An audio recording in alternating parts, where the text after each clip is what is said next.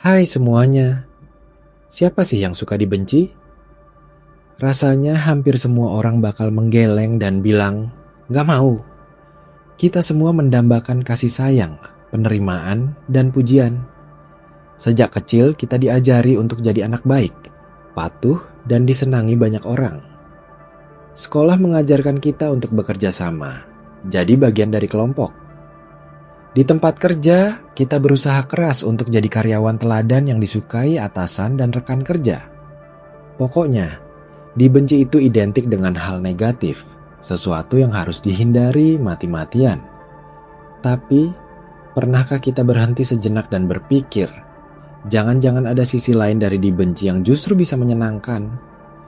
Bukan berarti kita harus sengaja mencari kebencian ya, tapi memahami bahwa dibenci itu dalam konteks tertentu bisa jadi pengalaman yang membebaskan dan bahkan menguntungkan. Mari kita selami lebih dalam kenapa dibenci itu, anehnya, bisa jadi menyenangkan. Pertama, dibenci itu bisa jadi indikator bahwa kita punya prinsip dan berani berbeda. Bayangkan gini, kalau semua orang suka sama kita, mungkin ada dua kemungkinan. Pertama, kita memang orang yang sangat menyenangkan dan akomodatif, atau kedua, kita terlalu sering ngikutin orang lain. Kita nggak berani punya pendapat sendiri, nggak berani menolak, selalu berusaha menyenangkan semua pihak. Nah, kalau kita punya prinsip yang kuat, berani berdiri di atas keyakinan kita, nggak jarang hal itu akan memicu ketidaksukaan dari beberapa orang. Misalnya, kamu memutuskan untuk tidak ikut-ikut gosip di kantor padahal itu kegiatan favorit sebagian besar rekan kerja. Awalnya mereka mungkin akan heran, lalu bisa jadi mereka akan mengkucilkanmu atau bahkan terang-terangan menunjukkan ketidaksukaan. Tapi, dari sudut pandangmu, kamu merasa nyaman karena kamu sudah setia pada diri sendiri. Kebencian mereka dalam kasus ini justru jadi bukti bahwa kamu berhasil mempertahankan integritasmu. Ini adalah semacam validasi bahwa kamu punya identitas yang kuat, bukan cuma boneka yang ikut sana-sini. Rasa dibenci itu bisa jadi semacam filter yang menyaring orang-orang yang tidak sejalan dengan nilai-nilaimu. Dan itu bagus. Kita jadi tahu siapa yang benar-benar bisa menerima kita apa adanya. Kedua, dibenci itu bisa jadi pemicu untuk introspeksi dan pertumbuhan diri. Ketika ada yang nggak suka sama kita, wajar kalau awalnya kita merasa sakit hati, marah, atau sedih. Tapi setelah emosi itu mereda, kita punya kesempatan emas untuk bertanya pada diri sendiri. Kenapa ya dia benci sama aku? Apa ada sesuatu yang salah dari diriku? Apakah aku terlalu egois? Terlalu keras kepala? Atau mungkin ada kata-kata atau tindakanku yang menyakiti orang lain tanpa kusadari? Pertanyaan-pertanyaan ini bukan untuk mencari pembenaran atas kebencian orang lain, tapi untuk melihat diri kita dari sudut pandang yang berbeda. Kadang, kritik atau ketidaksukaan orang lain, meskipun disampaikan dengan cara yang tidak menyenangkan, bisa jadi cermin yang jujur. Mungkin kita memang punya kekurangan yang perlu diperbaiki, dan kebencian itu jadi alarmnya. Dengan begitu, kita bisa belajar, bertumbuh, dan menjadi pribadi yang lebih baik. Tentu saja, kita juga harus bisa membedakan antara kritik yang membangun dan kebencian buta yang tidak berdasar. Kalau kebencian itu murni karena iri atau dengki, ya nggak perlu diambil pusing. Tapi, kalau ada polanya, ada beberapa orang yang menunjukkan ketidaksukaan dengan alasan yang mirip. Mungkin memang ada yang perlu kita perhatikan dari diri kita. Proses introspeksi ini, meskipun kadang pahit, justru bisa membuat kita jadi orang yang lebih matang dan bijaksana.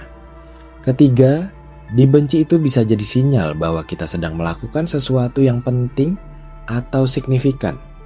Seringkali, orang yang membenci kita itu adalah orang yang merasa terancam dengan kehadiran atau kesuksesan kita.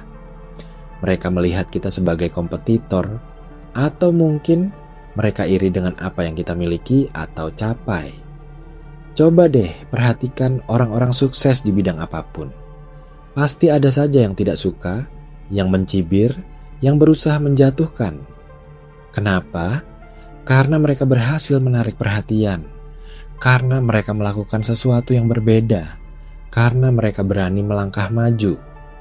Kalau kamu sedang merintis usaha baru yang inovatif, atau kamu berani menyuarakan pendapat yang tidak populer demi kebaikan bersama, atau kamu berusaha menjadi versi terbaik dari dirimu, dan itu membuatmu menonjol, siap-siaplah untuk dibenci. Kebencian semacam ini sebenarnya adalah pujian terselubung. Itu artinya kamu punya dampak, kamu punya pengaruh, kamu enggak. Cuma jadi rata-rata. Rasanya jadi menyenangkan karena kamu tahu bahwa kamu sedang berada di jalur yang benar, meskipun ada batu sandungan berupa kebencian. Ini juga bisa jadi motivasi tambahan untuk terus maju, untuk membuktikan bahwa mereka yang membencimu itu salah. Keempat, dibenci itu memberikan kebebasan yang luar biasa. Ketika kita terlalu sibuk ingin disukai semua orang, kita cenderung kehilangan jati diri. Kita jadi penurut, jadi iya aja, jadi nggak berani berpendapat. Kita terus-menerus memikirkan apa kata orang, takut salah bicara atau salah bertindak. Ini adalah beban yang berat dan rasanya nggak nyaman banget. Nah, ketika kita sudah dibenci oleh sebagian orang, justru disitulah kita menemukan kebebasan. Kita nggak perlu lagi membuang energi untuk mencoba menyenangkan mereka yang memang sudah nggak suka sama kita. Kita jadi bisa lebih fokus pada diri sendiri, pada apa yang kita yakini, pada tujuan hidup kita. Kita bisa lebih jujur pada diri sendiri dan pada orang lain.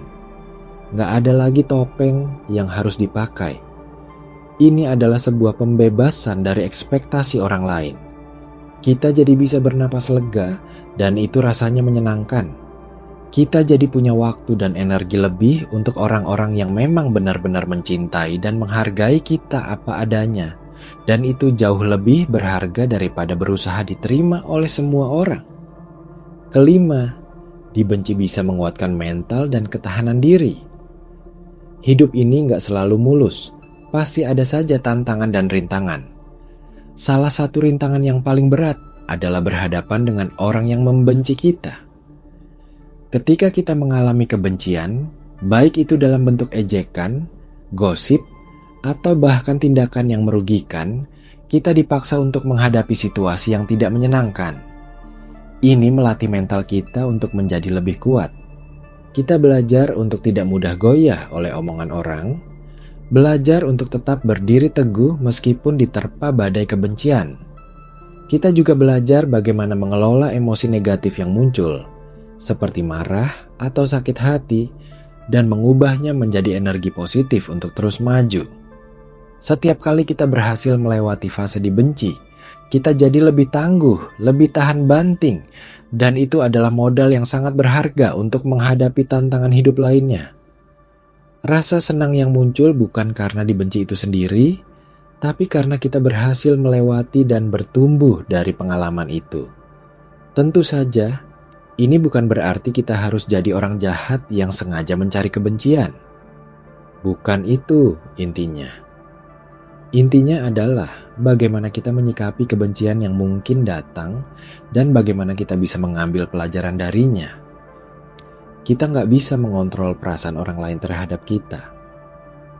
Ada saja orang yang nggak suka tanpa alasan yang jelas, atau karena mereka punya masalah pribadi yang nggak ada hubungannya sama kita. Tapi, kita bisa mengontrol bagaimana kita bereaksi terhadap kebencian itu.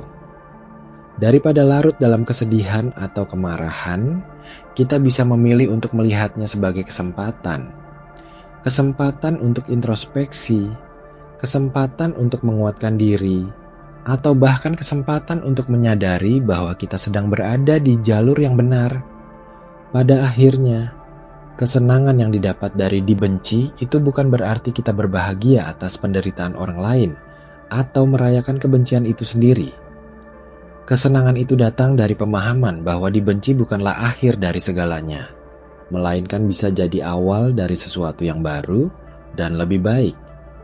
Itu adalah kesenangan yang muncul dari kemerdekaan berekspresi, dari ketahanan mental, dari validasi diri bahwa kita berani jadi berbeda, dan dari kesadaran bahwa kita sedang melakukan sesuatu yang berarti. Jadi, lain kali kalau ada yang nggak suka sama kamu, jangan langsung sedih. Coba deh lihat dari sudut pandang yang berbeda. Siapa tahu di balik ketidaksukaan itu ada pelajaran berharga dan kebebasan yang menanti. Dan percayalah, menjadi diri sendiri dengan segala konsekuensinya adalah salah satu hal paling menyenangkan dalam hidup.